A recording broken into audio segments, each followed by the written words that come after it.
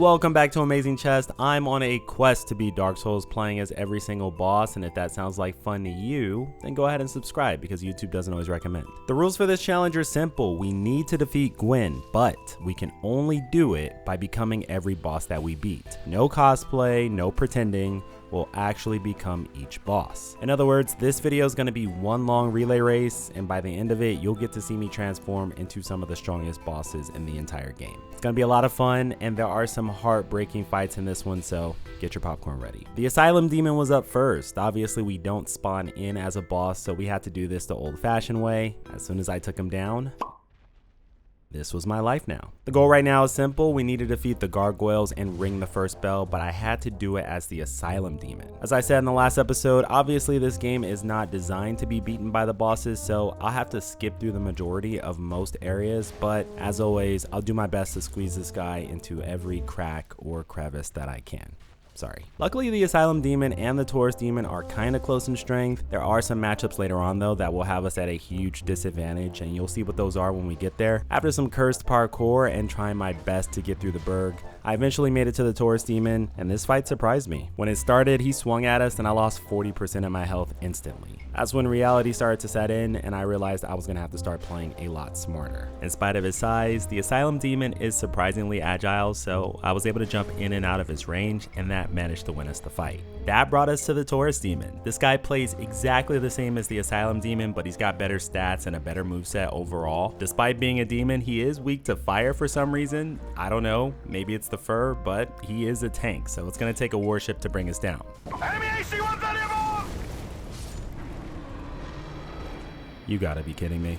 War Thunder is the most comprehensive vehicle combat game ever made, and it's available right now for free on PC, PlayStation, Xbox, and mobile. When the bosses aren't killing me, I'm the one doing the killing in a heavily armored tank. This game has over 2,500 tanks, planes, helicopters, and ships, spanning 10 nations and a century of military history. Everything's playable with just mouse and keyboard, and their Dagger engine keeps the game running smoothly, even on lower end machines. The thing that keeps me coming back is their damage system. Every vehicle is broken down into its individual components, meaning engines, fuel tanks, ammo racks, and crew all react realistically to incoming fire. When you get a kill, their X-ray cam breaks down exactly where your shell went in and what it destroyed on the way through. As someone who appreciates mechanical detail, this system genuinely impressed me. Sign up today using my links in the pinned comment or description below to play for free on PC, PlayStation, Xbox, or mobile. Join a worldwide community of over 95 million players in epic PvP battles today and delve into the breathtaking experience that is War Thunder. New and returning players who haven't played for at least 6 months on PC or console get a massive bonus pack, including multiple premium vehicles, the exclusive Eagle of Valor decorator, 100,000 silver lions, and 7 days of premium account. This offer is valid for limited time only, so grab it while it's available and join over 95 million players today. Thanks again to War Thunder for sponsoring this video. After getting melted by the dragon, we spawned back in and pushed through the parish. The plan now was to defeat the gargoyles and ring the first bell, but because of our fire weakness, we had to be careful. This fight could go one of two ways. Either they'd melt us with a fire breath, or the Taurus Demon would have a field day breaking their poise.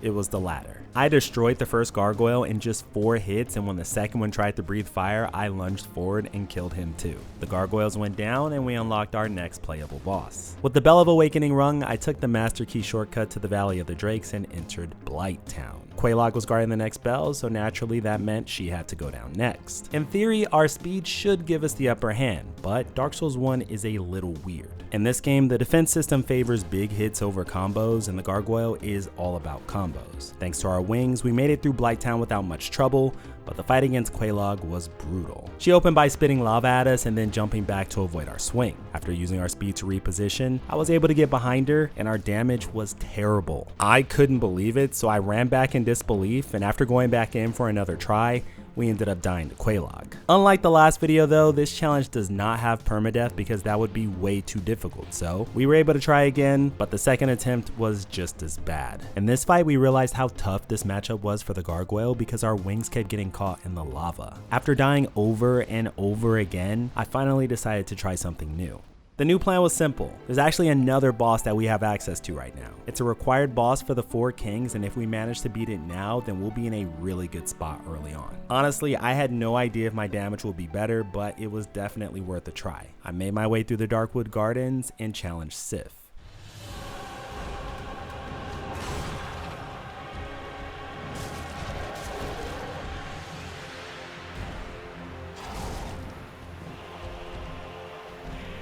Bro, this game is so shit, man.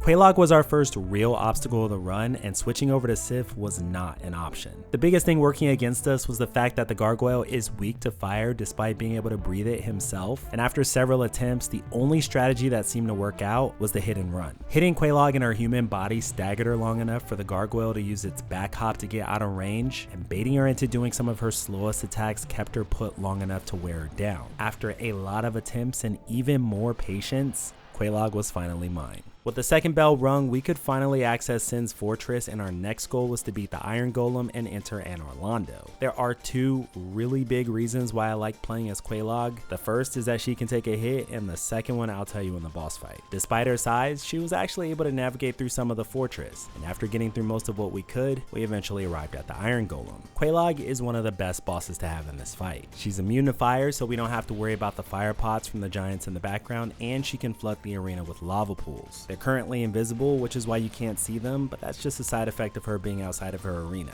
They still damage his feet though, and if we can get enough attacks in, then he'll start wobbling. There was just one problem. The golem was hitting way harder than I expected, and most of them were connecting with her human body. That brings me to the second reason why I love Quelaag, and that's this attack right here. This tantrum created a ton of tiny hitboxes which overwhelmed the golem and clutched us to fight. Anor Londo is where things got interesting. And if you made it this far, then like the video because I doubt you've ever seen an Iron Golem in this city before. Wait, you have? The Iron Golem was our latest unlock, and he couldn't even fit in the screen, which was kinda hilarious. We were gonna have to use him though to beat Ornstein and Smough, so we could get the Lord Vessel and unlock the path to Gwyn. The Iron Golem is slow, but he's an absolute tank, and we weren't going to be dodging anything at this size. This meant that I needed to kill one before they could stagger me, otherwise I was never going to recover. Luckily the Iron Golem wasn't going to have to do this alone, and you'll see exactly what I mean by that in the next clip. As for which one to target first, Smough was the obvious choice. His shovel attack has multiple hitboxes which would shred the Iron Golem if we weren't careful, and his backstep actually has iframes. Taking him out first just made the most sense. The fight started and I tanked Ornstein's charge to focus on Smough. I couldn't see our health bars, so I just had to hope that we were fine. The Iron Golem's moveset is perfect for this fight, and a stomp combo hit both of them for massive damage. A few more attacks later, Smough went down. After the phase 2 cutscene, Ornstein absorbed Smough, and that's when things got a little awkward. This is what I meant by the Iron Golem having help. Even though we're still in the boss fight, because we beat Smough, we were able to become him, and Smough's backstep gave us the iframes we needed to survive Super Ornstein's attacks. The shovel attack was just a cherry on top. Towards the end of the fight, I accidentally did a ground slam which Ornstein dodged, but after recovering from the punish, one more charge finished the fight. Winning that one unlocked Super Ornstein, and our size actually gave Guinevere a run for her money. After picking up the Lord Vessel, we made our way into the Demon Ruins, and our next goal was to beat Ceaseless so we could access Lost Izalith. Ceaseless is a bit of a wild card. His attacks are slow and telegraphed, and his hitboxes are way bigger than they look. Usually I cheese this fight, but Super Ornstein has the best mobility in the game and the defenses to survive just in case we mess up, so I figured I'd give it a try. To start the fight, we stole his dead sister's clothes and ran to the open area where we could actually fight him. His first attack missed us completely, and Ornstein's charge was fast enough to close the gap. It worked extremely well. We'd charge in, punish him, and then charge back out before he could swing again. Eventually he went down, and now we were playing as Ceaseless. Or at least I tried to. The thing is, guys, it was not happening. He does move surprisingly fast, but he can't go anywhere because of his size. On top of that, none of his attacks can hit below his neck because his entire moveset is designed to be used on that cliffside. As much as I wanted to pull this off, it just wasn't possible, so after watching him get bullied by some demons, I made an exception and reverted back to Super Ornstein.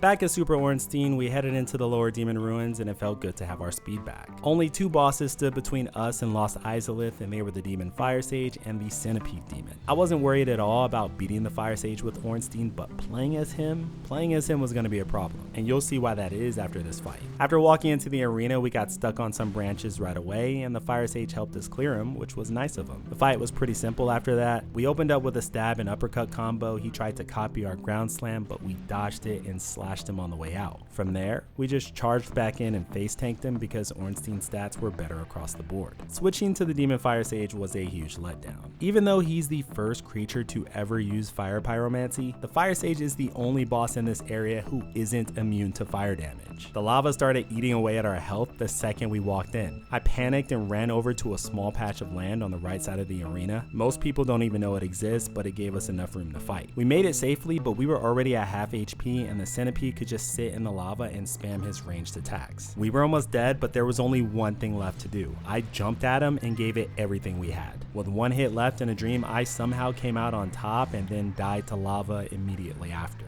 Fortunately, the Centipede Demon is completely fireproof. The next boss on our list was the Bed of Chaos, but here's the thing though. He's a puzzle boss. You have to break 2 roots on each side and then drop into a tunnel to kill a bug. Big enemies usually can't do this because they can't really fit in between the branches, and I was hoping the Centipede's stretchy arm would be able to reach through and hit those weak spots. I went in and tested and was already taking huge damage from its swipes. The arm attack didn't seem to work either, so I backed up and tried to aim it again, and it was pretty clear that this wasn't gonna happen. There was still one boss though, one boss who was small enough to solve this problem. Pinwheel.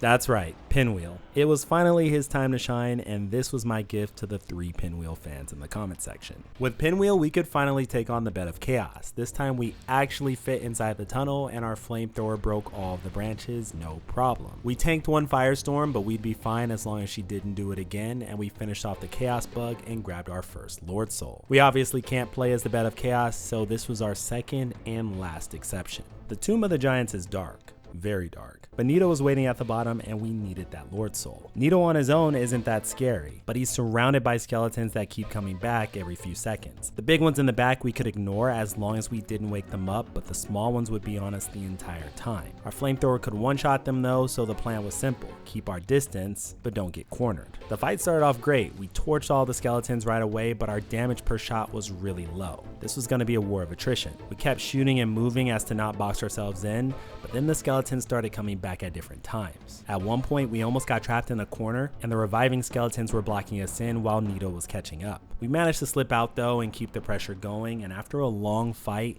we finally wore him down. Fun fact, Nito has legs and he can run. A lot of you guys were surprised by that in the last video. With 2 Lord Souls down, it was time to take on the Duke's Archives. Seath had the 3rd one and it was time for him to hand it over. Getting through the Archives wasn't too bad. Some furniture got in the way, which we had to destroy, and then Seath threw us in jail for it. Nito is big, so if Seath covered the floor in crystals, then we were going to be taking damage non-stop. And as I learned in my last video when I played as Seath, his tail slam is deadly against other bosses. The fight started and we waited for Seath to get close so we could break his crystal.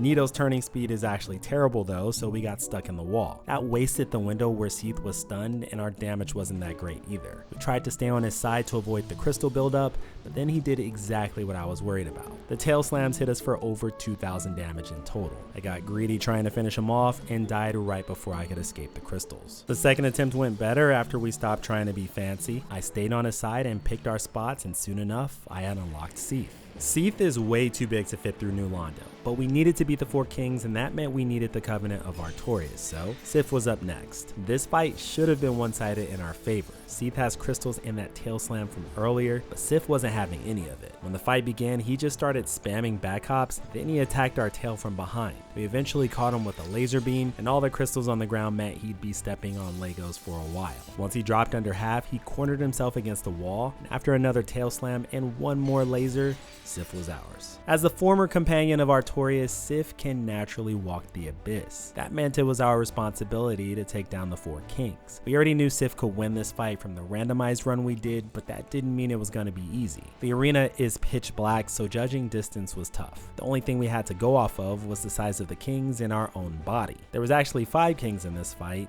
and I'm pretty sure the 5th one was the camera. Luckily, lock-on still works when you're controlling an enemy, and the first king went down pretty fast. The second one spawned in right after, and we sprinted over to close the gap before a 3rd one could show up. If they stacked up, then it was going to be over, so we did our best to stay ahead of the DPS race. We dodged their projectiles and kept the pressure up, and one by one, Sif was able to cut them down. We wanted to end this run on Gwen, and that meant doing the DLC first. I took the 1 king to fight the Sanctuary Guardian, and his speed caught me off guard. hard. I tried using our projectiles, but they didn't seem to do anything, and that's probably because he was outside of the abyss. The King's sword swipes were hitting hard though, and they seemed to break the Guardian's poise every 2 or 3 hits. We almost clutched it there, but we'd already taken too much damage from earlier and the Guardian finished us off. In the second attempt, I knew exactly what to do. I used our backward walk to keep him at a distance, and when he tried to dive at us, I caught him in a cross slash. From there, we just stayed on top of him, and after a few more hits, the Guardian was done. Artorias hits hard, and he moves almost as fast as we do. We charged in for melee hits, but the Guardian's combos are actually meant to push players back.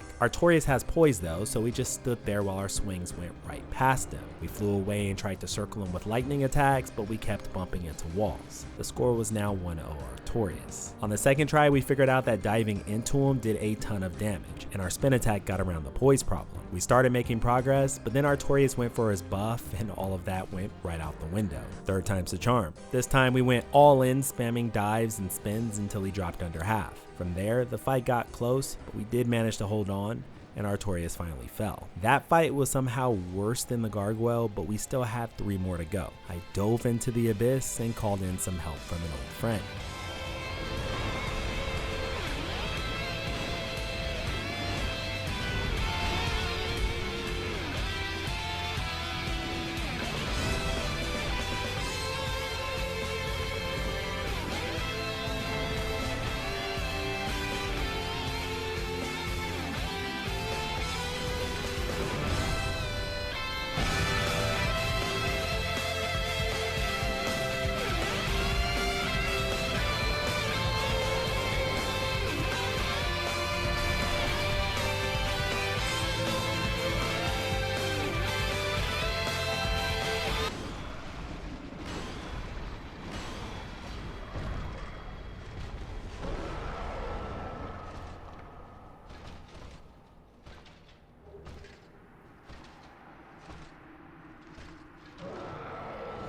Since we've already beaten Gwen as Manus in this series, I decided to take on Kalameet first. The fight opened up even, and since both of us are tanks, we traded hits back and forth. We landed Manus's iconic combo, and that brought him down to half. Then Kalameet hit us with a grab, and that made us take double damage. With both of us low, it was anybody's game. We charged in with a slam, and then one dark beat later, Kalameet was done. Only one boss was left, and it was Gwen himself. After everything we've been through, this was our victory lap.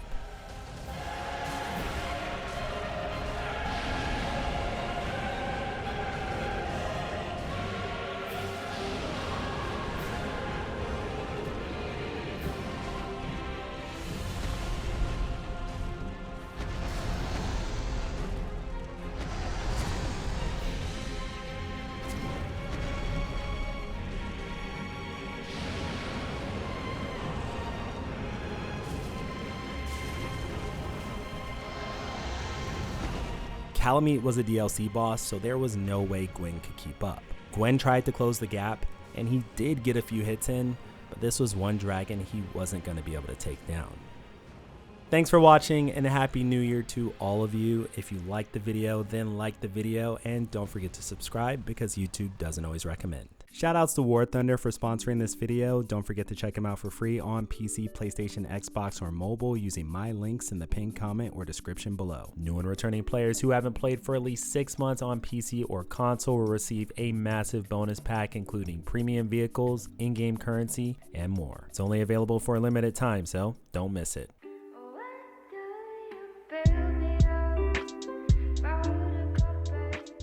Bye-bye.